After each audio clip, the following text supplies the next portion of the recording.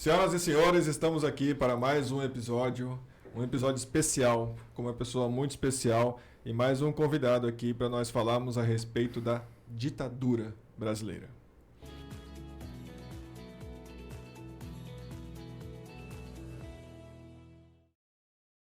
Bom, eu vou fazer minha audiodescrição. Eu sou um homem de 45 anos, com cabelos pretos meio grisalhos, pele moreno clara. Estou vestindo uma jaqueta preta, por dentro tem uma outra blusa vermelha. Tenho 1,92 m de altura, peso cerca de 95 quilos. Atrás de mim tem um cenário com papel de parede de tijolos. Estou sentado em frente a uma mesa onde meu microfone está. À minha esquerda tem uma tela onde está sendo apresentado o logotipo do Baropod. E à minha frente está a minha convidada, Zuleide Aparecida. Por favor, faça a sua audiodescrição. Boa noite a todos. Então, eu sou uma mulher de 59 anos, cabelos até os ombros, cabelos castanhos. Estou vestindo uma blusa preta, um óculos também preto. Estou com um lenço palestino nas cores preta e roxa, né? Estou em frente aqui ao microfone e em frente à TV e em frente a uma cortina preta. Perfeito. Temos aqui também o nosso amigo Raul. Por favor, Raul, faça a sua audiodescrição. Meu nome é Raul, eu sou um homem de 32 anos, 1,70 m, estou com camisa marrom, calça jeans, estou aqui do lado da nossa camarada Zuleide, em frente ao nosso amigo Fábio. Acho que é isso. É isso. Bom, primeiro eu queria agradecer, tá, você ter aceitado esse convite. É muito importante a gente ter pessoas que viveram uma era obscura, uma era terrível que esse país viveu, que foi a ditadura militar. Que infelizmente ainda nós temos pessoas que não acreditam que isso aconteceu, que menosprezam o que foi a ditadura militar. E a gente tem alguns exemplos, né, de pessoas que sofreram torturas, que perderam a vida, que perderam a infância, que deixaram de ser quem deveriam ser. Você mesmo, a gente assistiu algumas entrevistas suas em outros canais, em outros programas. Você mesmo diz que você se sente mais cubana do que brasileira. E isso é uma vergonha para mim, como brasileiro, de saber que um cidadão brasileiro se sente mais de outro país do que da nação. Então, obrigado de novo, tá, por ter vindo aqui para explicar um pouco, para compartilhar um pouco mais conosco essa sua história, esse absurdo que aconteceu na época. E só dando um contexto, tá, ela foi uma criança que foi exilada na época da ditadura, foi taxada como subversiva, como terrorista pela ditadura. Foi logo após o AI-5, certo? Que as coisas ficaram um pouco mais pesadas. Tá, me conta um pouco mais da sua história. Você tem lembranças da época de criança lá aqui do Brasil? Imagino que não muito, né? Então, Fábio, primeiro eu quero agradecer o convite, tá? Quero agradecer a todos que vão estar ouvindo também, né? A gente aqui. Para mim, estar contando essa história é uma missão de vida. Eu acho que o Brasil precisa conhecer a sua história. Um país que não conhece a sua história é um país morto, não, né?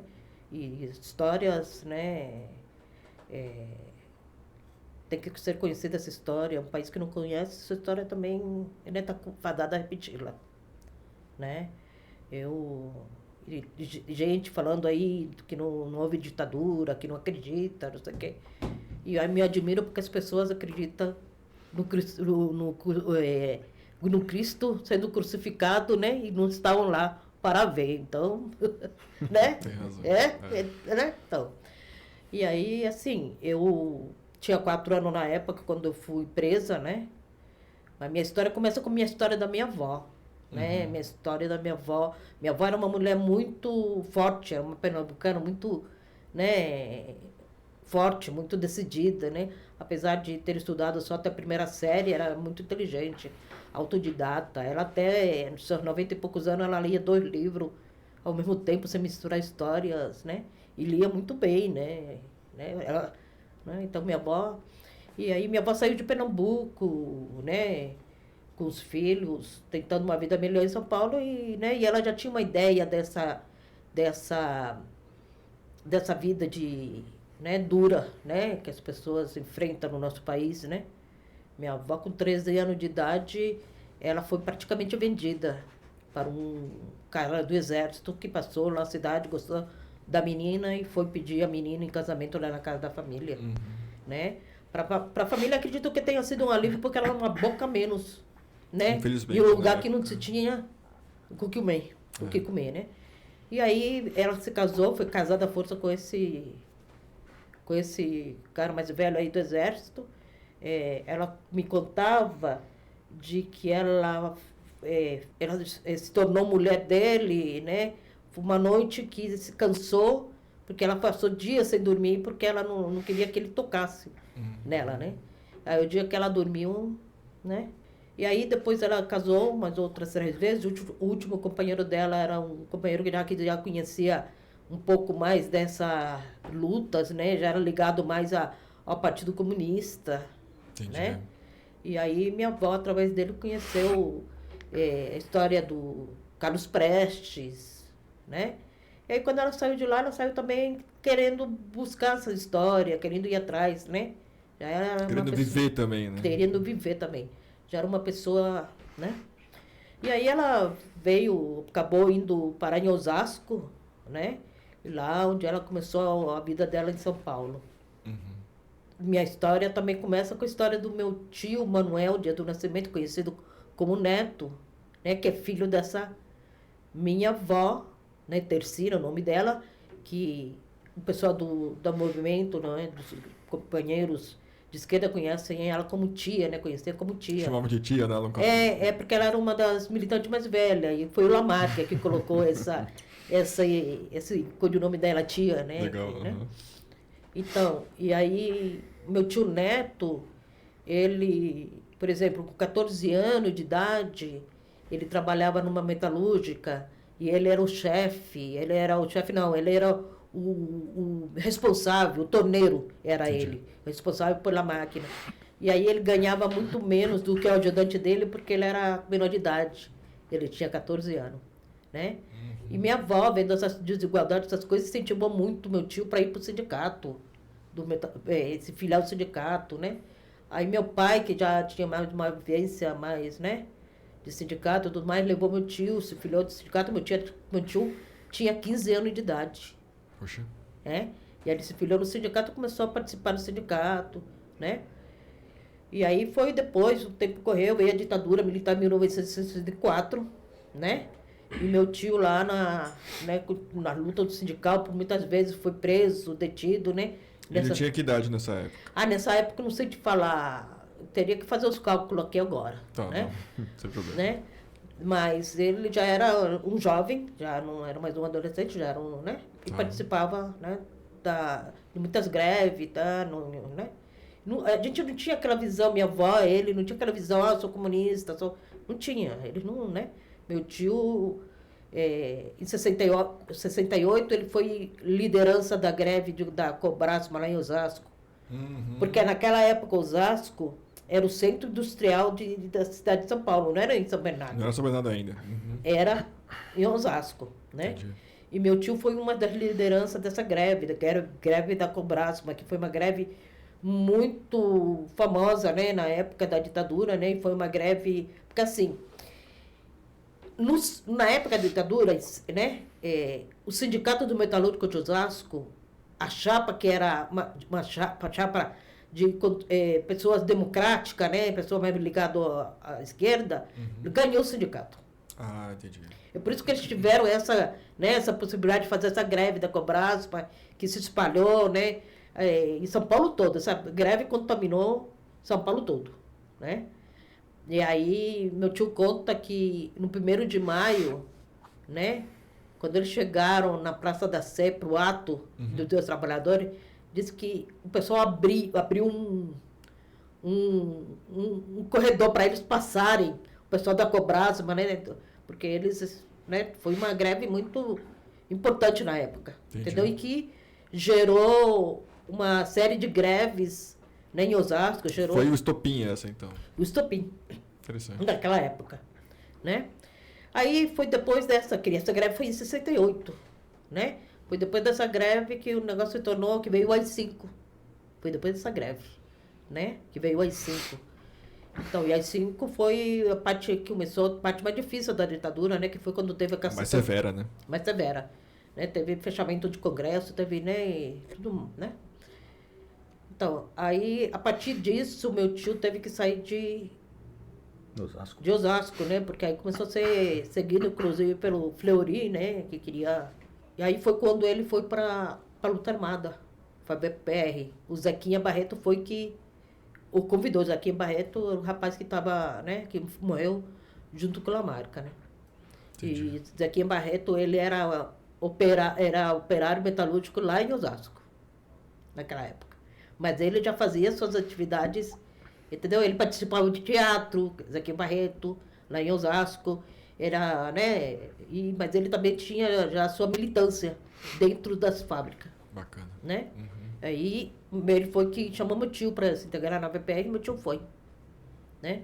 Aí quando foi meu tio conheceu o Lamarca, né? E começou a militar na VPR.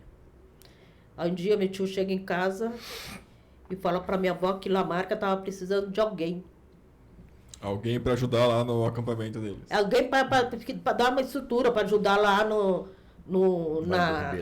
aparelho, né? Que naquela época chamava aparelho, né? Lá do Vale do Ribeira, né? Que o VPR tinha comprado uma área lá, né? E tinha uma casa lá, e o Lamarca, como ele era um exímio atirador, era um dos melhores atiradores do Exército, Uhum. né? Ele fazia treinamento de tiro com o pessoal lá no Vale do Ribeira, né? Aí meu tio chegou em casa falando isso para minha avó, de que ele precisava de alguém, e minha avó se colocou à disposição. Legal. Inclusive, meu tio, hoje ele brinca, ele fala, minha avó me jogou na luta sindical e eu joguei ela na luta armada. Né? Meu tio fala, brinca. Né? Aí minha avó, eu morava já com minha avó, porque nessa época eu já não morava mais com meu pai e com minha mãe, que eles me deixaram, com minha avó e meu tio tinha 5 meses de idade. Né? Você e os seus irmãos ficaram sempre com a sua avó? Eu mesmo. Não, o Ernesto ainda não. Tá. Que é um menorzinho, né? Que era da gente, ainda não. Então, mas eu, o Luiz Carlos e o Samuel, a gente sempre com minha avó, né? Aí minha avó, quando falou, né, que ela ia pro Vale do Ribeira, lá com a Lamarca, ela tentou achar um lugar para deixar a gente. Inclusive em Osasco tinha uns padres que cuidavam de um orfanato. Uhum. E minha avó foi lá falar com os padres, né? Os padres cuidavam muito bem das crianças, não tinha problema nenhum, mas era um lugar muito precário. Entendi. Né? Porque ele não tinha condições, né, financeiras para cuidar, mas eles Sim. se viravam com doações, mas era um lugar muito precário. E aí minha avó decidiu, não vou deixar meus netos aqui. Então o jeito é levar eles comigo. Puxa. Aí a gente foi pro Vale. Fomos pro Vale do Ribeira, né, naquele aparelho, e foi, né? E a gente ficou lá com Lamarca, né? Por um bom período, né? Lá eu brincava, né? Meu irmão Samuel tinha uma missão, que era o mais velho, né? Lá perto da casa tinha uma guaritinha, um negócio, né, que tinha uma bandeira branca, uma coisa assim. Uhum. Né? O Samuel era o responsável por ficar de olho, porque assim, tinha casa onde nós morávamos, e tinha outra casinha, que era onde estavam as máquinas, porque minha avó costurava. Ah, tá. O pessoal que ia para o Quase o mato. ateliê, vai. Costurava uniforme para o pessoal ir para as matas, né? Para tirar, porque o pessoal ia e ficava dias lá, né? No treinamento de guerrilha. Uhum. E minha avó também fazia as comidas, que as comidas, carne seca com farofa no pirão, fazia socada no pilão, sabe? Fazia comida que não estragava. E aí, para o pessoal levar lá para Os treinamentos no o meio do mato. treinamento no Né? meio do mato. Então, e o Samuel, aí nossa casa, tinha outras pessoas que ficavam de vigília, né? E o Samuel era responsável do ponto da nossa casa, se ele visse algum momento estranho, ele correr naquela guarita que tinha lá, com a bandeira, ele levantar a bandeira e o pessoal ia saber que alguma coisa não estava bem. Entendi. Então, o Samuel tinha a função dele com 9 anos de idade, né? Interessante. Foi ele que presenciou a prisão de vocês, né? O Samuel? Não, o Samuel, assim... Ele tinha 9 anos e... Então, o Samuel... ele presenciou, o Samuel também foi preso. Foi. Né? Ele presenciou. Na realidade, o Samuel, o que, que ele teve? Ele teve um sonho, né? que a gente ia ser preso. Sim. E ele comenta com minha avó. E aí, nessa mesma noite, acontece. Aconteceu. Entendeu? Puxa. Mas Eles isso pensaram foi até depois, que mas era isso foi depois que a gente saiu do Vale, porque assim, a gente quando começou a cair gente presas que conhecia o aparelho do Vale do Ribeira, o Lamarca tirou a gente de lá. E a gente foi para Peruíbe. Ele mandou a gente para Peruíbe. Certo. que né? tá próximo ali um pouco. Mandou E em Peruíbe vocês continuaram fazendo treinamento de guerrilha ou Não, ficaram aí foi quando o grupo se separou. Sim, Né? O grupo lá do Vale do Ribeira se separou. Entendeu? Né? Inclusive teve pessoa que ficou lá na Resistência, um dele é o Ariston, né? Ariston Lucena, que ele ficou os últimos a sair do Vale do Ribeira, que ficou na Resistência, aí foi preso, né? E o Ariston, naquela época, tinha uns 17 anos de idade, Puxa, né? sim. Então, e aí a gente, foi quando o grupo... E aí, assim, a casa do Vale do Ribeira serviu, inclusive, como armadilha, porque quando o exército chegou lá e ocupou a casa, né, eles começaram a pegar nossas roupas, colocava no varal, colocava comida para os bichos. Pra fingir que tinha movimento. Que a vida estava normal. Quem visse de longe pensava que a vida estava normal. Eles ficaram uns dias lá fazendo isso. Entendi. Né? Inclusive falavam para minha avó, porque lá tinha uma garrafa de cachaça com uma cobra dentro. E ainda falavam para minha avó, a gente tomou daquela cachaça lá muito boa, não sei o quê. E aí, eles ficaram, teve pessoas que foram presas nesse, né? Aí ele levou a gente para o Vale do Ribeira, não, para o Peruíbe, né? E foi em Peruíbe que a gente foi preso, né? O casal que tinha saído lá de casa, né? Do aparelho lá do, né? Do Do Vale do Ribeira. Não, no Peruíbe. Tá. Um casal que tinha saído lá de casa para cumprir a sua missão lá, né? E aí, naquela época, o pessoal sentia essa, né? Eu não vou cair preso, eu me mato antes de ser preso, né? Parece que o rapaz conseguiu se matar, a moça não conseguiu, e aí foi torturada, e aí ela acabou falando onde está a minha avó. Eu não a condeno por isso, porque... Ah, sim. Né, o negócio, Postura, né? Não, minha avó ficou muito magoada, né, com isso, né? Mas eu, por exemplo, eu não imagina, para você enfrentar uma tortura daquela, né? E ela acabou entregando onde estava a minha avó. Aí nessa noite que a gente foi preso, tem essa passagem, né? Que inclusive está no livro chamado Mulheres que Foram à Luta Armada, né? Que minha avó conta que eu e o Carlinhos, né? Meu irmão de 6 anos, estávamos dormindo, o Samuel de 9 anos estava conversando com ela de noite, e estava na varanda assim, conversando, e falou assim para minha avó: vó, eu sonhei essa noite com um sonho daquele que a gente, com aquelas coisas, sonhei com aquelas coisas que a gente não pode falar com ninguém. Alguma coisa assim. E vocês, mesmo criança, né? Vocês tinham essa visão, essa noção que vocês tinham que ficar meio escondidos ali, falar pouco. Isso. Eu com 4 anos de idade, quando alguém chegava em casa batendo na porta, eu ia atrás da porta com pau. Se defendendo já de alguma possível... porque sabia que estava sendo perseguido e tinha todo aquele clima de de vigilância, né? Assim. A gente de alguma forma entendia. Uhum. Né? E minha avó, assim, eu tenho um relato de crianças na época, né, que passaram uma coisa parecida com nossas, assim, de ser preso e ser exilado e tudo mais, mas que os pais se escondiam para eles o que tinha acontecido. Mas a gente não, a gente estava ali no meio no meio da fogueira, né? do acontecido, no meio da fogueira. Sim. Então nós tínhamos que saber o que estava acontecendo, assim, né? E aí a gente estava, né? E de alguma forma a gente assimilava. E de certa forma a infância já estava sendo roubada aí. Porque não estava tendo uma convivência normal de convívio de criança. Ir para a escola, ir para a escolinha. Já era sendo introjetado o trauma do medo daquele regime autoritário que estava implantado. Né? Nesse aparelho lá de Peruíbe também, só tinha vocês de criança? Ou tinha mais algumas Não, éramos outras nós crianças? só de criança. Só vocês? Nós só de criança. Mas assim, no Vale do Ribeira eu tenho os flashes que eu tenho, né? Porque eu não vou falar, tipo, lembro. Por exemplo, no Vale do Ribeira, por exemplo, eu lembro do Marca chegando em casa, depois de 15 dias lá no mato e tirar a bota. Eu vejo ele assim, sentado no chão da cozinha de casa e falando assim pra minha avó, tirando a bota. Ó, tia, quer um pedaço de tocinho pra botar no feijão, brincando, né? Eu lembro do Ariston Lucena, quando foi, ele se machucou com um facão e ficou um bom tempo sem poder ir pro mato, e ficou com um pé enfaixado lá, e eu lembro dele sentado lá na cozinha de casa com aquele pé enfaixado, né? Mas os companheiros lá, eles tratavam a gente muito bem. Tinha um companheiro lá que eu chamava de filho. E ele me chamava de mãe, eu com 4 anos. E aí, quando ele ia para sair, para ir para o mato, eu segurava ele e amarrava ele no pé da cadeira com uma linha.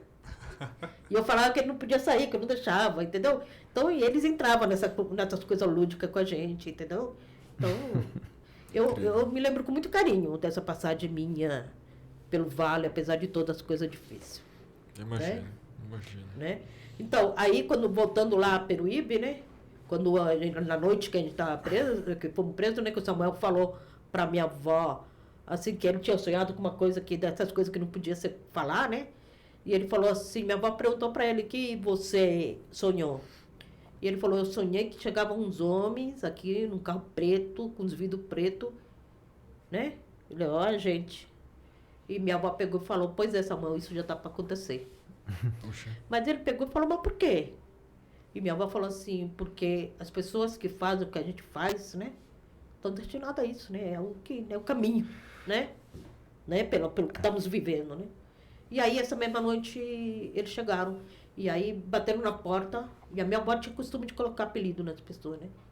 Aí a moça foi lá, bateu na janela do quarto da minha avó. E aí ela pegou e falou, quem é? E é a Maricota. E minha avó foi lá, abriu a porta. Minha avó, depois contando essa história, minha avó ficava muito chateada porque ela falou assim, poxa, ela nem para me dar um toque, né? Porque assim, entrou ela, junto com ela tinha uns outros rapazes vestidos paisana. E minha avó abraçou todo mundo como se fosse companheiro. Aí depois foi que entrou o exército. Sim, né? para render o aparelho. E aí começou, né, revistar a casa e falava, o que tem nessa porta aqui? Ah, aí a cozinha, aí é tal lugar, não sei o que, até chegar no quarto onde a gente estava. E aí falaram, o que tem aqui? Ah, as crianças dormindo, então, né? Minha avó também reclamava de que eles não deixou nem ela vestir a nossa roupa, né? Que eles mesmo foram lá, trocou a gente. E foi quando nos levaram aquele dia né, preso pro DOPS. Então, nessa época, o Manuel Dias do Nascimento, ele era do PCB, sua avó veio do Pernambuco, ela tinha toda uma inspiração no Luiz Carlos Prestes, né? Aí ela veio, aí depois que o regime se recrudesceu, eles foram todos para a VPR, né, que era a Vanguarda Popular Revolucionária. Foi aquele, né, meu tio foi convidado para ir, ele foi, e depois minha avó Sim. foi, né, quando, né? Mas eu estou mencionando isso porque é importante deixar frisado que esse tipo de luta foi uma tática justa para combater um regime ditatorial, né? Porque todas as garantias e direitos fundamentais das pessoas, dos cidadãos, foram cassados, muitos foram expulsos do país e muitos foram presos e mortos. E com a AI-5 piorou, né? Então, muitos foram para a luta armada para combater o regime. Naquela época, assim, ainda não tinha muito presos, né? Até o AI-5, né? Tinha preso, mas não tinha muito desaparecido. Ainda era mais, né? Foi mais depois do AI-5. Do AI-5 que... Recrudesceu nos anos 70, 68 até 75, mais ou menos. É isso.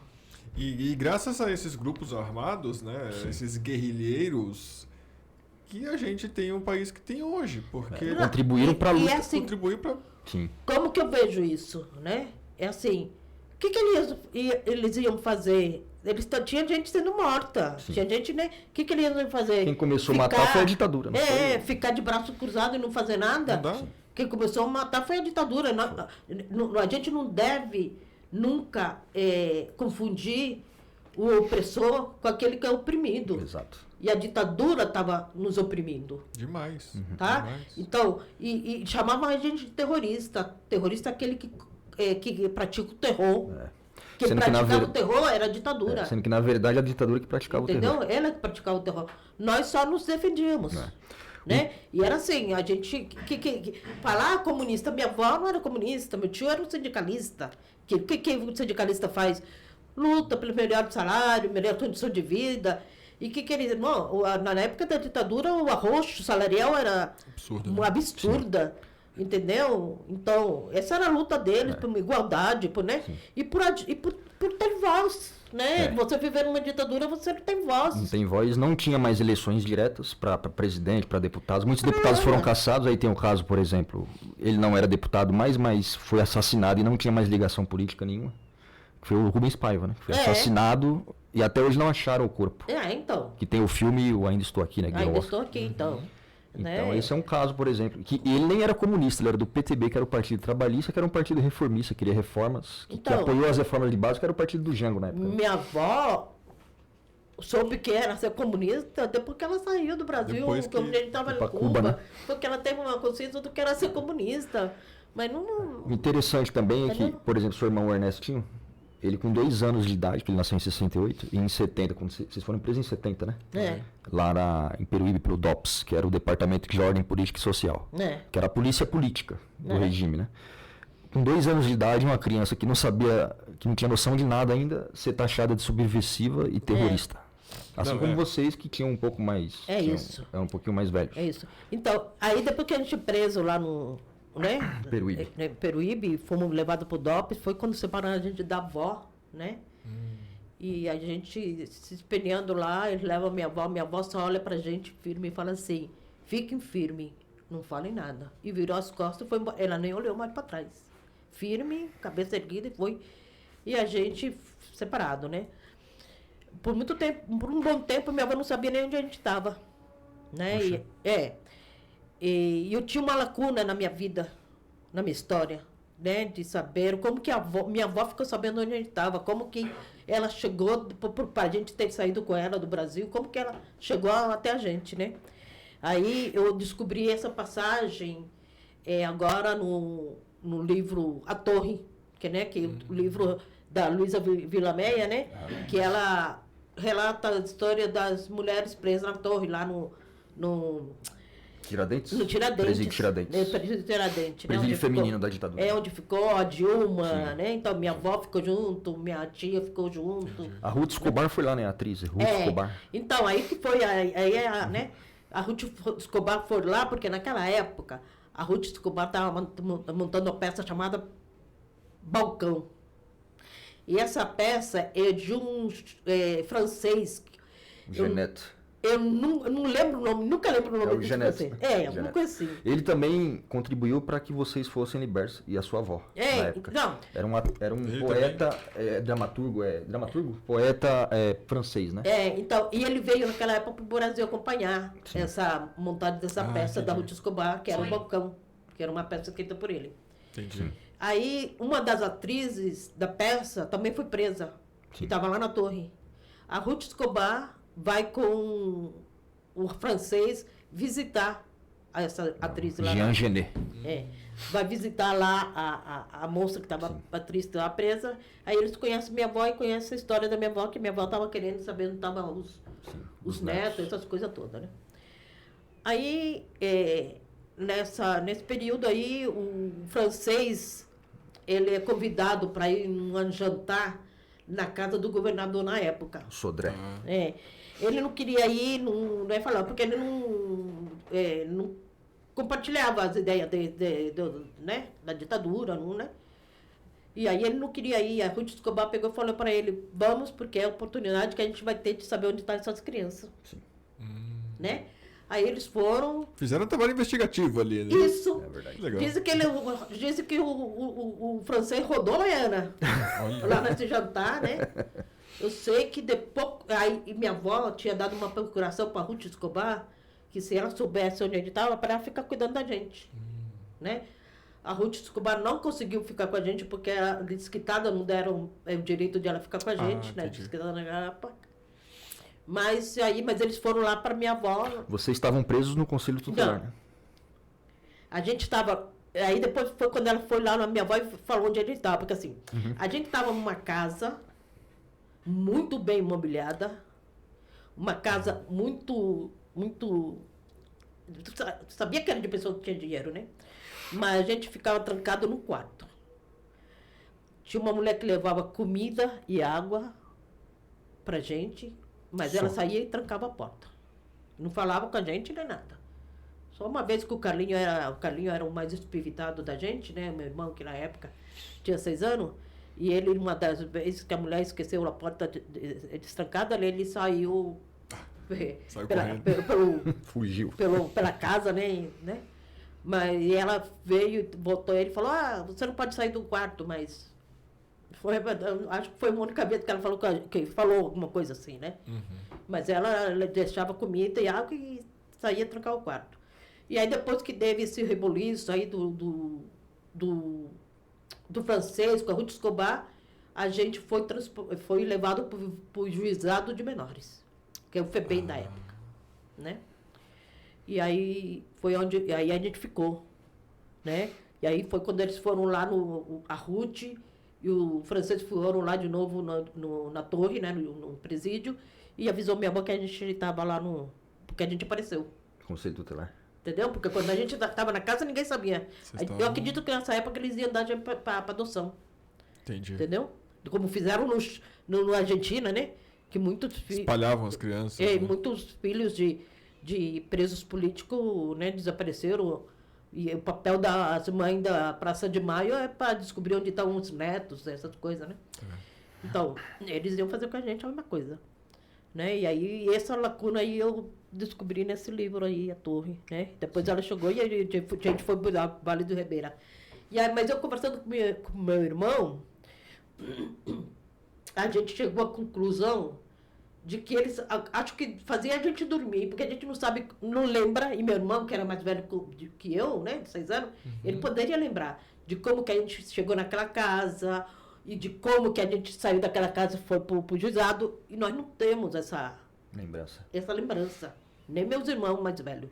Pelos documentários que a gente vê a respeito da época e tudo, eles encapuzavam as pessoas nos transportes, às vezes dopavam também. Né? Nós crianças, talvez, né? Dopassem, não sei. Eu sei que a gente foi parar e aí, quando minha avó entra na lista, né? Dos 40 prisioneiros que iriam ser trocados pelo embaixador alemão, minha avó começa a brigar para tirar a gente, né? Nesse período, nessa aí, né? Meu tio e minha tia, o Manuel Dias do Nascimento e a Jovelina, a mulher dele, foram presos. E o Ernesto, né? Também vai pro Conselho Tutelar. Vai lá pro juizado menor. Entendeu? E aí minha avó, quando fica sabendo que o Ernesto também tá no juizado menor, ela se dá conta que o Manuel, o filho dela e a Jovelina tinha sido presa. Entendi. Né? E quando aí minha avó começou a brigar para tirar a gente, porque ela já ia sair nos 40, né? Ela ia ser banida do país. Nós não fomos exilados, nós fomos banidos do país. Né? Então, aí quando minha avó percebeu que ia sair, ela começou a brigar pela gente. E ela falava assim, eu entrei aqui com 3, vou sair com 4. Foi. Entendeu? Aí ela foi levada lá em frente para a cela. Elas estavam na mesma porque presídio, o Ernesto tinha entrado, né? O Ernesto entrou nessa época. Aí ela falou que vai sair com 4. É isso, porque minha avó teve a notícia de que o Ernesto também já estava com a gente. Imagina, sua avó não deixou vocês no orfanato em Osasco para deixar na prisão? Né? Então, sabendo que tinha entrado mais um neto. E aí, assim, tinha gente, companheiras lá na cela onde ela estava, né? Sim. Que falava, tia, você está atrasando nossa negociação. Queria que... Mas como também tinha,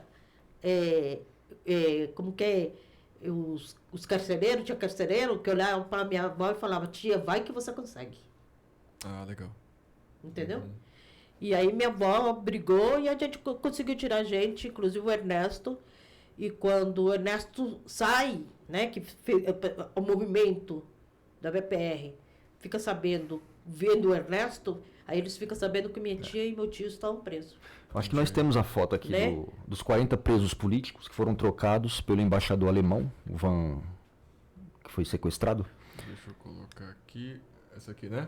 Van Holleben foi sequestrado Então, pela VPR, né? aqui está o Ernesto, na época, com 2 anos, eu, né, com 4, meu irmão Luiz Carlos, com 6, Samuel com 9.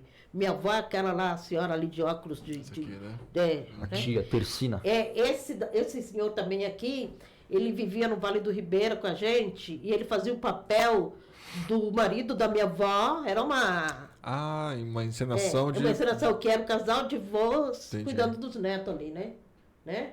E aqui tem várias, né? Tem a Vera Magalhães, que foi brutalmente torturada, né? Essa daqui, ela não conseguia ficar em pé. Essa foto aí, ela tá sentada porque ela tá... Da cadeira de rodas. Ela tava toda quebrada, não conseguia ficar. Não, ela não tava nem em cadeira de roda. tava É cadeira em normal, né? Aqui é uma cadeira. Mas ela foi brutalmente torturada pelo regime. E ela não conseguia ficar em pé. Sim. Entendeu? Esse ao lado dela é o Gabeira? Não é ele, não. Acho que é o Não Fernando é? Gabeira esse de óculos aí. Não é esse, não. Não é não, né? Não. É um desses daí, mas não lembro qual é, Tá, mas não é esse que tá Mas não. esse sequestro, é bom frisar que a VPR, que era a Vanguarda Popular Revolucionária, né, que era esse grupo armado que foi fundado pelo Lamarca, que era um militar que desertou porque viu que o exército estava cometendo arbitrariedades contra o país e contra o próprio povo, porque o exército brasileiro sempre foi usado contra o próprio povo, né, desde a época do Império, O Lamarca para reprimir falava os assim, levantes populares. o Lamarca falava assim, eu vim pro exército para servir o povo, mas esse exército aí que tá massacrando o povo não me representa. Tem até o filme do Lamarca, é bom indicar depois, né? O filme do Lamarca tem no YouTube, acho que é umas 2 horas de filme. Mas enfim, ele desertou, então a VPR, aí criou a VPR, que era a Vanguarda. Ele desertou Popular. e ainda levou, né, armas do Aqui em quartel. Quitaúna. Pegou 40 fuzis parafal parafal não, FAL. Tanto é que o exército Levou pra guerrilha. quer ver, o diabo não quer Não, até saber do hoje nome, né? o Lamarca é odiado. Inclusive na Escola Militar de Porto Alegre, se eu não estiver enganado, ele foi o primeiro colocado e eles tiraram o nome dele lá do memorial, Caramba. digamos assim, por ódio a ele. O Prestes também era um dos mais dedicados alunos na época. Mas enfim, a VPR sequestrou o embaixador alemão e em troca da libertação do embaixador eles fizeram uma lista com os 40 presos políticos que eles queriam que fossem libertos. E entre eles estava então a tia que exigiu com que os netos fossem também juntos. Azulejo e os outros. É isso. E quem estava lutando contra o regime começou a pegar essa tática, né? De sequestrar pessoas para trocar por presos políticos. Porque eles fizeram o Sequestrar primeiro, né? Que embaixadores. foi o embaixador Americano. né? É o Charles Elbrick. E deu certo. Né? Eles E aí- sequestraram o embaixador americano, né, em 68, 69. Mas teve Trocaram por 15 presos. depois do americano, Teve os- que foi o primeiro, depois tem o do japonês. Foi. É porque Aí não deu certo. esse do sequestro do japonês, inclusive saiu a Damares Lucena, né? Que era uma das companheiras também da VPR, o marido dela foi morto em frente, trocando tiro com o exército em frente aos filhos, né? Inclusive o filho dele com 9 anos de idade, né? Depois obriga um menino a voltar na casa, ver o sangue do pai derramado lá e bateram no moleque porque tinha um buraco lá na casa onde ele jogava lixo, né? E aí eles bateram no menino para falar que ali era onde eles guardavam as armas da VPR, porque o Antônio Lucena e a Damares Lucena, né? O Antônio era chamado por doutor, ele era muito inteligente, entendeu? E a Damares Lucena, eles faziam parte da VPR e eles tinham esse papel, né? De guardar as coisas da VPR, ter dentro de casa, essas coisas, né? Então, e aí ela foi trocada, a Damares, com as 3 crianças dela, porque o filho dela mais velho, o Ariston Lucena, estava preso, que foi o que saiu preso lá do Vale do Ribeira, né? Tanto é que ele ficou 10 anos preso. Ele foi primeiro para... Ele foi primeiro pena de morte, né? sendo condenado... Ele foi condenado à morte. Pena de morte. E o AI-5 previa pena de morte. Então, e ele era opositores. um menino de 17, 18 anos. Ele foi, né? E aí a Damares, a mãe dele, que já estava lá em Cuba, ela brigou, fez muito. Ela teve que... Eu sei que a mãe dele, como uma das mulheres fortes, né? Que foi uma das pessoas que me criou, né? Brigou, teve toda uma luta aí, e ela conseguiu tirar a pena de morte do filho, de lá, de onde ele estava, e converteram a pena perpétua, né? Ele ficou 10 anos preso aqui, né? né, no Brasil. Uma prisão política. Né? Então, e aí, a Damares, eu falo que a Damares foi uma das pessoas que me criou, porque quando eu cheguei em Cuba, a gente foi morar na casa onde ela estava morando com os filhos. Aí minha avó chegou com a Leite, 4, nós ficamos, a gente ficou por muito tempo morando junto, com, né, família, né, tudo. E a vida em Cuba, vocês... imagino que a maior lembrança dessa época, obviamente, é de Cuba, a sua, né? E vocês foram recebidos lá pelas pessoas. Primeiro, né, o governo cubano entrou em contato com alguém da Argélia para receber vocês. Todos que estavam na Argélia foram para Cuba. Ele convidou, né? Ele chamou, convidou, porque Cuba tem isso, né? Cuba tem Cuba é muito solidária, né? Então, e mais com pessoas que estão tendo perseguições e sofrem, né, de algum, né, de alguma injustiça, né? Sim. No país, Cuba, né, acolhe, não tem essa, né? E aí ela convidou a gente para ir, a gente foi para Cuba, né? Fidel, né, na realidade, né, falou assim, se vocês quiserem vir para Cuba, a gente tá, né? Porque Legal. Nossa prisão e tudo mais, agora andou, principalmente a troca do embaixador, né? Foi uma que circulou pelo mundo inteiro, né? E aí Fidel se colocou à disposição para estar nos acolhendo, né? E aí a gente foi. Inclusive, éramos para a gente chegar em Cuba dia 26 de julho, que é uma data muito importante na época lá em Cuba, né? Que é o ataque ao quartel Moncada, né? E aí, mas a gente acabou chegando no dia 27 de julho de 70. E a Argélia, quando vocês foram, estava em guerra civil, né? Também. Então, aí eu brinco, né? Porque apesar de tudo, eu sou uma pessoa bem...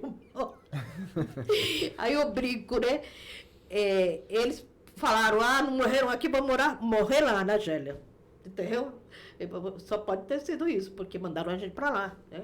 Eu lembro quando a gente saiu daqui de São Paulo para encontrar o pessoal lá no Rio de Janeiro, o resto, né, do pessoal que ia sair no sequestro, né, lá no Rio de Janeiro, né, e aí eu lembro que eu subi um avião pequeno, né, e aí os companheiros que saíram com a gente estavam algemados, minha avó não foi algemada porque estava com a gente, né, mas eu lembro o exército, uma fila dos homens do exército dentro de um avião, com metralhadora lá, eu lembro, eu tenho essa Tem essa lembrança assim. ainda? Tenho.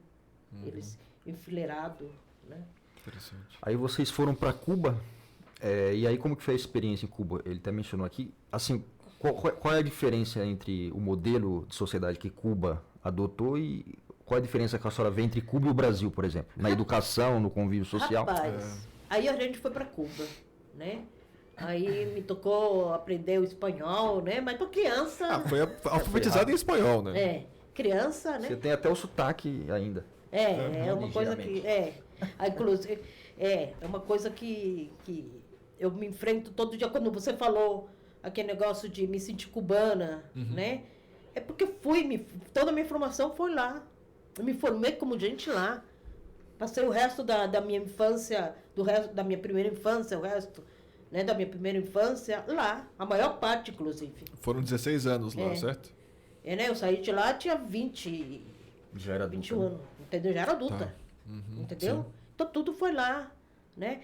E esse meu pertencimento, né? Minha busca por pertencimento, tudo mais, bate na minha cara todo dia. Porque assim, quando eu pego um Uber, quando eu pego um ônibus, quando eu converso com alguém na rua, eu falo, você não é daqui. Eu falo, não, eu sou brasileiro, nasci em Osasco. Não, mas você tem um sotaque diferente. Entendeu? Aí bate na minha cara todo dia, essa, né, que não deixa eu deixar essa lembrança ou essas dores, né, para trás, né? Porque aí eu me bato com uma história, né? Minha história me bate na cara, né? Pelo tudo que, né?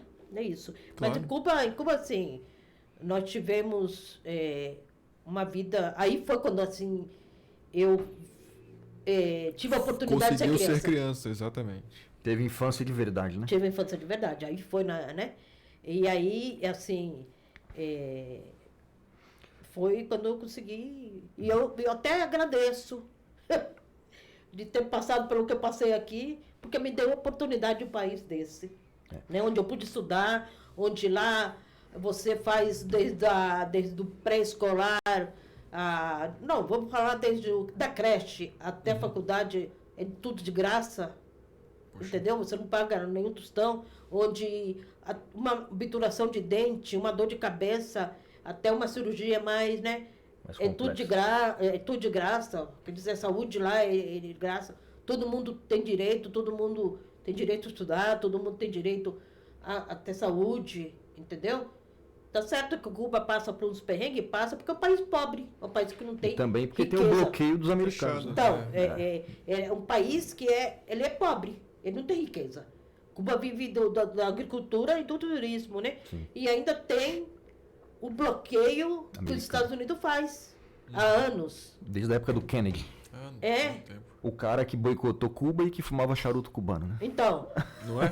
e aí faz um bloqueio, John porque F. aí Kennedy. Cuba precisa de ter comércio com os outros países para ter petróleo, para ter, né? Claro, é um terreno pequeno, É. que não tem recursos naturais, que não tem onde extrair riquezas. É. Então, Importante também, tinha muita ajuda da União Soviética, né? Mas Naquela com época, a né? desintegração Depois que a União Soviética caiu, Cuba, né? Mas mesmo assim, Cuba continua em pé lá, entendeu? E assim, na época da pandemia, foram eles que fizeram a vacina deles. E não tiveram nem Não é? que exportar nenhum tipo de insumos, né? insumos para fazer a vacina. Eles fizeram 3, Foi. entendeu? Inclusive, eles mandaram muita ajuda para a África, da medicina. É, né? Pra e África. Cuba, assim, Cuba, ele tem essa facilidade de mandar médico para outros países, os médicos que querem ir para trabalhar em outros países, porque Cuba forma muito médicos. E você lá, para você ser médico, para você ter qualquer profissão lá em Cuba, você não tem lá não tem vestibular, mas tem depois quando você está no último ano lá do ensino médio, né? Chamado ensino médio aqui, né? sim. Você passa por uma espécie de teste vocacional. Ah, interessante. E ainda, além de passar por esse teste, para você entrar na medicina, você tem que ter tido um histórico escolar bom. Entendeu? Olha.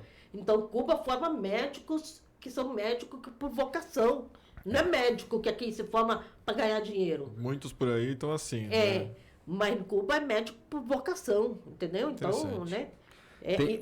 A medicina em Cuba, por exemplo, é uma medicina preventiva. Você Sim, não verdade. precisa estar doente para você ir. O estilo de vida também É. um pouco diferente. Não tem esses fast foods aí da... Não, entendeu? Você já se previne das doenças, entendeu? Tem toda uma... É muito mais barato prevenir do que depois... Que remediar, né? Tem uma frase interessante do seu irmão, que é o Ernesto, né? Que ele fala assim: "Eu sou cubano, eu não sou brasileiro. Eu sou cubano e não sou brasileiro. A mim me foi negada toda a minha cultura, meus direitos civis." É isso. E ele passou pela mesma situação, porque ele foi mais novo um pouco. E ele Eu acho que o se Ernesto sente passou- mais cubano do que brasileiro. Eu acho que o Ernesto passou até por uma situação pior do que a minha. Porque ele não foi preso junto com a gente, ele foi preso com a mãe e o pai. Foi. O Ernesto, ele assistiu a tortura do pai, com 2 anos pois de é. idade. O Ernesto, ele foi ameaçado de ser torturado na frente do pai pro pai dele, né? Então, o Ernesto, por muito tempo, o Ernesto sonhava com pesadelo. Ele tinha um pesadelo que era um Medo de burro polícia, né? vestido de militar.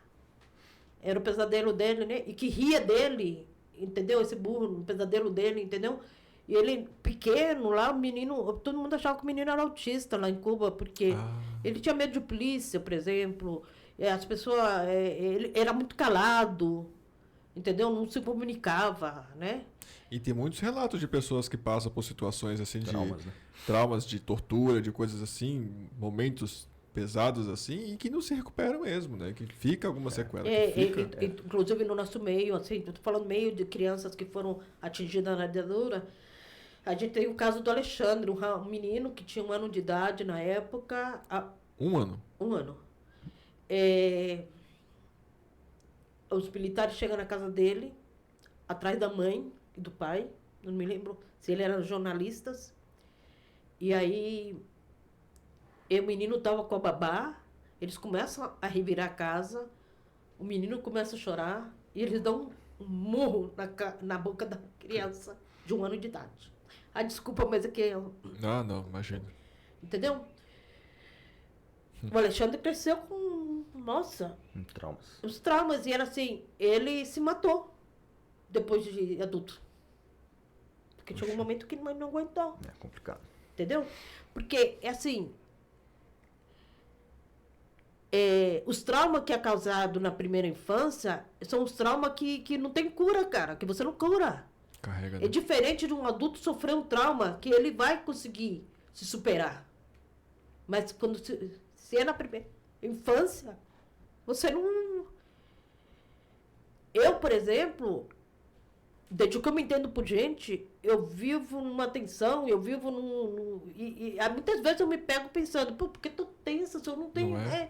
Por que eu tô assim? Não tenho motivo para estar assim. Eu tô fazendo alguma coisa de errado, né? Sente culpada de tudo. Não é questão de sentir culpada, é questão de se sentir perseguido. Perseguido. E tenso. Sabe? É uma coisa muito louco. Eu já tentei fazer terapia, né? Mas assim... É uma coisa muito... É um trauma mesmo, né? É uma coisa Marcado. muito difícil de você tocar lá, né? Porque, por exemplo, tem muitas coisas... Meus irmãos falam de que eu lembrava de muita coisa, diz ele, né? Mas eu sou uma pessoa que eu esqueço muitas coisas. Uhum. Com facilidade. Eu acho que é por né? Eu guardo não sei aonde, né? Ela fica lá e, né? E, bom, enfim. Né? E é difícil, porque é difícil também a gente alinhar nossos sentimentos, né? Com o nosso pensamento. Porque eu sei que eu já sou uma adulta, eu sei que o que eu passei foi lá atrás, eu sei que, né, hoje eu tenho condições de me defender, eu sei que tudo isso. Mas o meu sentimento aqui me diz outra coisa, dentro de mim, entendeu? Uma coisa muito louca, né? Mas é difícil. Então, o Ernesto, né? Parece E o que- Alexandre, né? Chegou a se que se matar, se suicidou, matou, né? se suicidou. Se um adulto igual o Frei Tito, que foi torturado barbaramente lá no DOPS, né? Pelo Fleury também, que era um padre dominicano que participou da resistência armada contra a ditadura. Ele era do grupo do Marighella.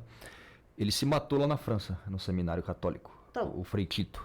Imagina uma criança, então, que o trauma é bem mais profundo na primeira infância, né? Na sociabilização primária. Ele não Então a aguentou o situação Alexandre. foi, na verdade, o regime de 64, a ditadura empresarial militar fala de terrorismo praticado, mas eles que praticaram o terrorismo, ao ponto de torturar crianças física e psicologicamente, gerando esses traumas eternos aí, né? Eles carimbaram suas fotos lá como subversivas, mas carimbaram a vida de vocês muito verdade. mais pesado, né? Sim, Muito mais forte. sim, né? é uma coisa que não, né? E Isso foi uma estratégia que os nazistas usaram contra as crianças judias na época também, né? E que hoje Israel usa contra as crianças palestinas, Palestinas. que estão sendo bombardeadas em hospitais, nas escolas. Né? Os meninos lá na faixa de Gaza. Né? E não é só lá não, no Brasil também, no Rio de Janeiro, a polícia esses dias subiu metendo bala na favela, lá na comunidade do Santa Mara, no Catete. Aí a gente pode falar de que a gente está vivendo sem torturas hoje em dia? Não. Quantos meninos negros são mortos nas favelas só por serem negros e favelados? Entendeu? Alguns a gente fica sabendo, Né? mas tem... Tem muitos que a gente não fica, entendeu? Isso é a própria Continua. existência da PM enquanto está montada hoje é resquício da ditadura. Polícia sim. Militar. Porque antes era chamada de Força Pública. Até o nome foi mudado na época para Polícia Militar. Né? Foi. Uma polícia militar para fazer ostensividade na sociedade civil, pô. Então isso é um resquício do regime de 64. Sim, com dúvida. certeza. Que hoje, por exemplo, está sendo negado pelo governador de Minas Gerais, pelo governador de Goiás, De São Paulo. de São Paulo, que são ligados aos militares. Então acho que assim, aquela normalidade, entre aspas, democrática que existia de 85, ela foi rompida, na minha opinião, já em 2013. E aí depois tem o golpe contra a Dilma, quando a presidenta Dilma, depois tem a eleição do Bolsonaro, que vem com aquela nostalgia da ditadura, que é um militar também, que inclusive faz discurso contra o Lamarca. Então acho que essa harmonia democrática foi rompida e esses nostálgicos da direita que são pró-ditadura, eles voltaram. E se eu te falar que minha história se cruza com a do Bolsonaro? Aí é mais pior ainda. Porque na época que estava acontecendo no Vale do Ribeira, a perseguição à Lamarca, ele nasceu naquela região, Foi. o Bolsonaro. E ele admirava aquelas policiais perseguindo, sabe, aquela coisa. Né? Ele tinha uma admiração, entendeu? Ele tem uma fascinação pelo Lamarca, né? Isso que levou ele a ser militar, eu acho. Tem uma história assim. Mas ele nasceu naquela região. Entendi. Entendeu? E nesse governo dele a gente flertou ali com um golpe de novo, né? Os militares voltaram pro poder. Nossa, eu entrei em parafuso. Eu imagino o seu desespero. Entrei em parafuso. Eu, assim, quando o cara se elegeu, sabe, pra mim foi porque eu sei tudo que ele representa. Sim. Ó, eu lembro de uma passagem, eu em 2014, eu estava na época que eu morava lá, né, no Parque Bristol, né? Aí eu tinha uma menina lá que eu ia sempre fazer cabelo, aquelas coisas que mulher faz, né? Que eu não costumo fazer, mas quando eu faço, né? Às vezes tem que fazer, né? Ó, então, eu estava uma vez conversando com ela e foi na época que as escolas estavam sendo ocupadas sendo os meninos do ensino médio e secundarista. Isso mesmo. Foi. E aí ela falou para mim, meu filho não está podendo ir na escola por causa disso. Aí eu comecei a explicar para ela por que estava tendo esse momento na escola, né? E tá, começamos a conversar. E ela me fala assim, nossa, tem um cara que fala, ele fala muito bem, não sei o quê. Aí eu fiquei falando, que será esse cara, né? Quando ela me abre um vídeo do Bolsonaro, que as pessoas não tinham noção quem era ele. Entendeu? Mas ele, desde aquela época, ele já estava fazendo toda a trajetória dele. Era um deputado de baixo clero, fisiologista. E eu, como sempre soube quem era ele, né? Eu falei, moça, pelo amor de Deus, né? E eu comecei a conversar com ela, explicando para ela tudo que ele representava, né? Então, quando ele acende a presidência, eu entro em parafuso, porque eu sabia tudo que ele trazia, né? Nossa, desde que ele assumiu a presidência já veio esse medo de ele acabar criando uma outra ditadura aqui? Sim. Que foi o que tentaram, né, de fato. Porque é a cabeça dele, o cara defende isso, imagina. O cara, quando era deputado, ele bota uma placa na porta do gabinete dele, onde falava que quem procura osso era cachorro. Ele faz essa menção aos familiares de presos que foram desaparecidos políticos. Ou seja, animalizando entendi. Animalizando, né? E ele fala, né, que procurar o cachorro, né? Inclusive quando... Sabe? Então, e toda a ideia da cabeça dele, Inclusive quando a Dilma foi impeachmentada, em 2016, eu estava assistindo na época, e ele digamos que reivindicou a memória que foi um algoz, um torturador do Carlos Alberto Brilhante Ustra, que era do DOI-CODE, aqui de São Paulo. E ainda falou, né, aquele que torturou a Dilma. Terror da Dilma Rousseff, porque ele torturou a presidente Dilma. Então ele era o chefão do DOI-CODE, né? Que foi criado na OBAN, que era a Operação Bandeirante, para caçar a esquerda, a resistência de forma geral, porque não foi só guerrilheiros que lutaram contra a ditadura, né? Mas eu tenho uma, né, assim, nós também temos uma parte de culpa nessas tudo. Estou falando nós, estamos falando do pessoal em geral, esquerda, né? Porque quando foi, por exemplo, para se fazer na época do Fernando Henrique Cardoso, quando foi para se fazer a lei de anistia, né? Nós aceitamos essa lei de anistia. Você fala em 79, né? Não, 79 não. Da anistia você fala... Não, anistia não, desculpa. A lei da... de indenização, sim. Né, dos presos políticos. Tá. Né, como que chama? Eu não me lembro como que chama essa lei, mas, bom. Aí foi na época do Fernando Henrique Cardoso, e aí nós aceitamos essa lei que está aí, né? De indenização, né? Não, e a anistia também já foi... Assim, não puniu nenhum militar. E assim, e essa lei também. Inclusive foi indenizar eles também, aqueles que tenham sofrido alguma coisa, eles também. Os militares. Entendeu? Não foi que nem a da Argentina, a lei, não é de anistia, gente, esqueci o nome, como que chama? Na Argentina? A lei. Do Fernando Henrique? Não lembro, né? De indenização, essa lei, né?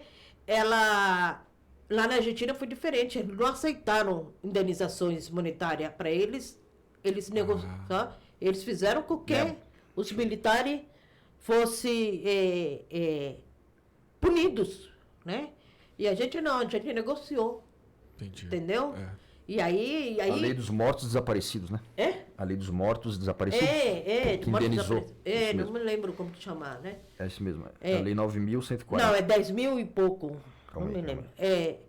É de desaparecidos. Não, é Políticos. outro nome, né? Não lembro. Então, aí...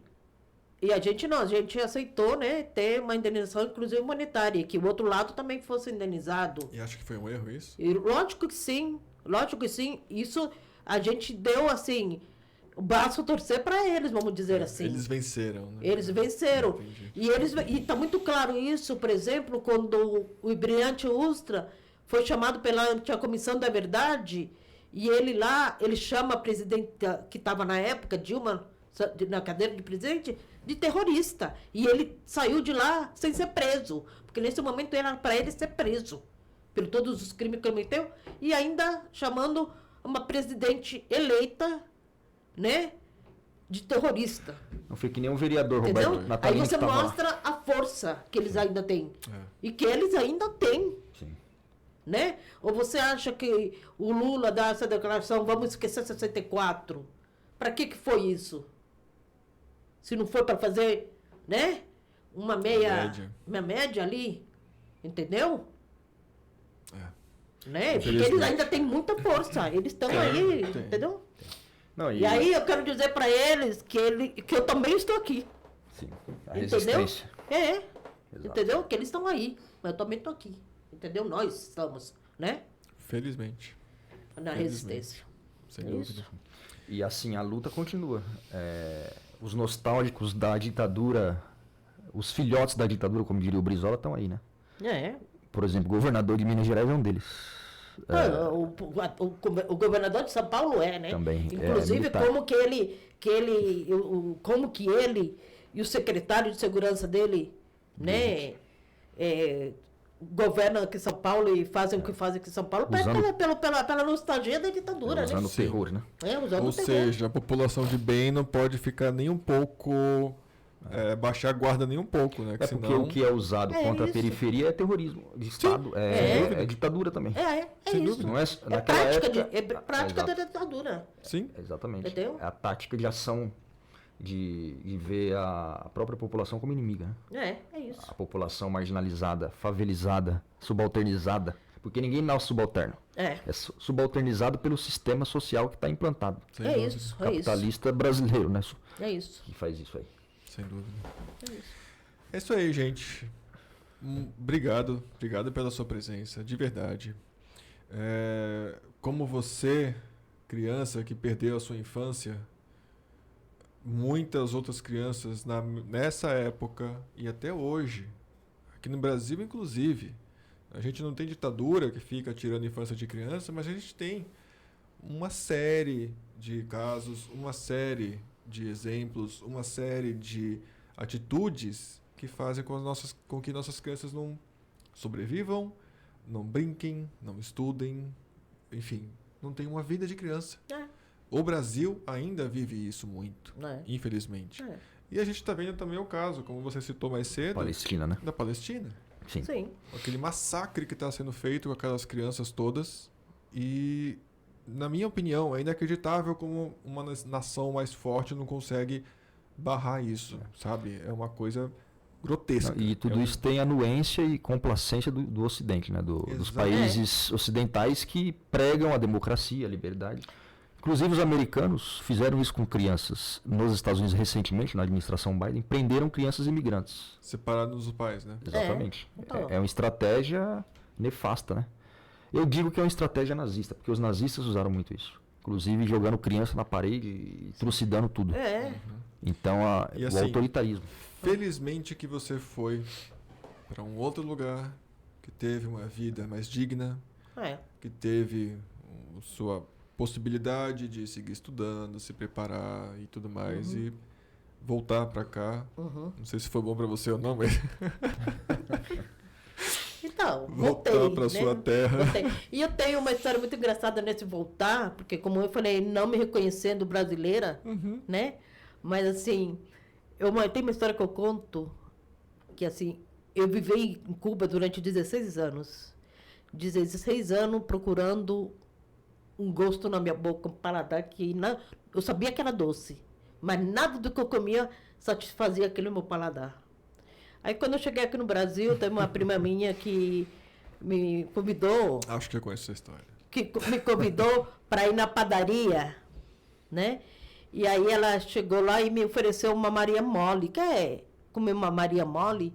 Falei, que é isso? Ela falou, doce. Ela me deu. Quando eu botei aquele doce na minha boca, foi o gosto que eu persegui durante 16 anos. Tá Aí brincando? foi quando eu cheguei e falei, então, eu estive neste pedaço de chão algum dia. Entendeu? Isso foi o que me trouxe um pertencimento de ser brasileira, porque até o momento... Caramba. Porque tem aquelas histórias, tinha saudade da comida.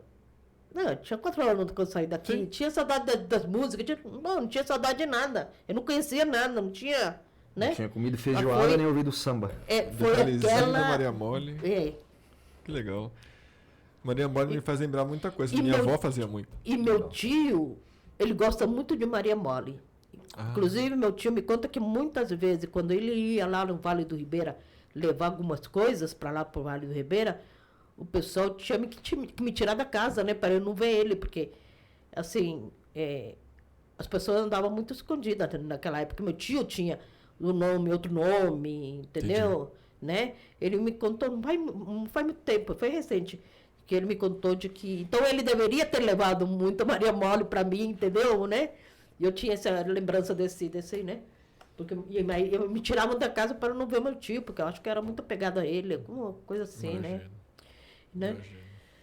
Então, Mas é isso, pessoal. De novo, antes de terminar, eu queria por favor. falar, tem um livro que infelizmente eu esqueci de trazer para mostrar, né?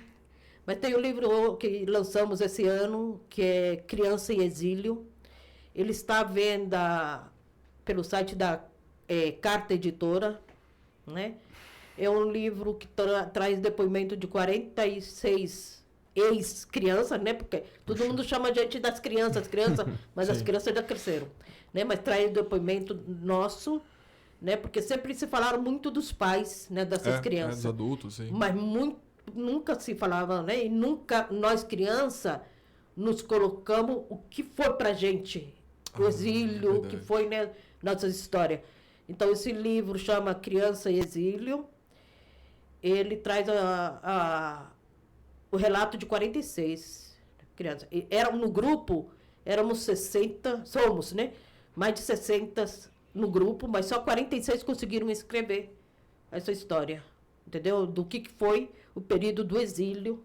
Algumas nasceram lá no exílio, outras saíram daqui bebezinho, outros já saíram mais adultos. Mais velhos. E eles contam como que foi esse processo, por que saíram, né? E nós contamos, né? E por que voltaram. Então, eu quero dizer com isso que de criança são outras várias crianças, não sou eu, não são meus irmãos, Claro. né? É que não sei por que aconteceu de nós sermos fechados, né? Entendi. Mas teve várias outras crianças também que passaram a mesma coisa que eu passei, o semelhante, né? Tá? Naquela época, só porque a família lutava por um país democrático, né? Exato. Para quem não sabe o que é um país democrático é aquele onde você tem condições de você divergir, né? De quem está aí no poder, de você se posicionar, de você colocar suas ideias. Sem correr Entendeu? risco de vida. Sem né? correr risco de vida, isso. Exatamente. Mas eu vou colocar na descrição aqui do vídeo, tá? Os links do livro que você menciona. Raul, me passa também os livros que você menciona, que eu acho Passo. importante. Além desse bate-papo, né, as pessoas se interarem um pouco mais, lerem outras histórias, entenderem outras nuances, né, da ditadura, porque cada um tem sua visão. E é interessante a gente ouvir primeiro a visão de crianças que passaram por isso, a visão de outras. A ditadura não aconteceu só naquele ponto, né? A ditadura aconteceu no país inteiro, então. Não só no país inteiro, Não na América, só no país na inteiro. América Latina naquela época. Sim, exatamente. Então é isso. Muito obrigado, tá, pela presença de vocês. Eu que agradeço. Foi um prazer te conhecer. Conhecer pessoas que participaram da história do país. Eu agradeço. Eu só fui uma coadjuvante. Foi uma coadjuvante, mas foi uma coadjuvante de. Vivenciou. Eu acho uma vergonha. Eu acho uma vergonha a ditadura aqui nesse país. tantos outros, mas estou falando do Brasil especificamente. É uma vergonha a gente ter que, sabe, ouvir essas histórias que a gente ouve dessa época da ditadura. Eu me sinto envergonhado como brasileiro disso. De verdade. De verdade. Então, é um prazer ter você aqui, você ter vivido essa história, sobrevivido a tudo isso. Se vocês quiserem fazer alguma consideração final, fique à vontade. Então, eu falei agora, né, que eu fui coadjuvante da história, né, mas hoje eu estou fazendo o meu papel de principal na história quando eu me disponho. Hoje minha missão de vida é essa, né?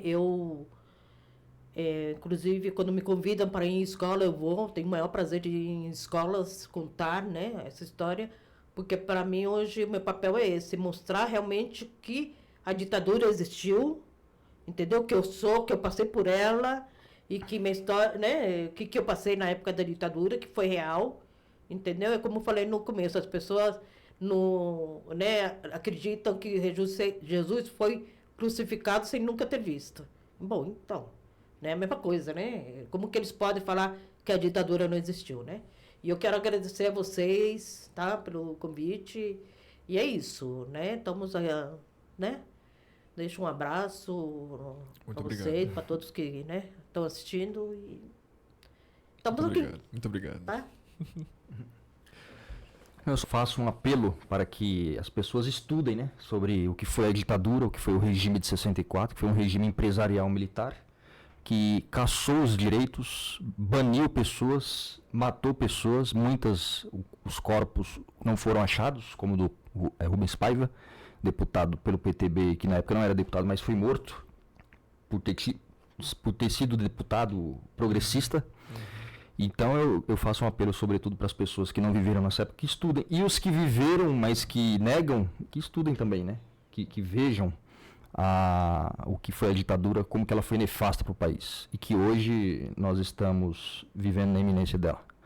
Porque nós tivemos a tentativa de um golpe de Estado no dia 8 de janeiro de 2022, por parte da extrema-direita fascista e boçal que nós temos nesse país ainda, né? Então, vamos estudar e vamos reivindicar a democracia, né? Que nem você falou que a democracia é essa possibilidade de fazer a crítica, de debater, de ter liberdade política. Então é isso. Vamos pregar a necessidade de democracia e também da democracia social, né? De incluirmos aqueles menos favorecidos nos seus direitos sociais e civis, que é a dignidade da pessoa humana também. É o mínimo, né? Exatamente.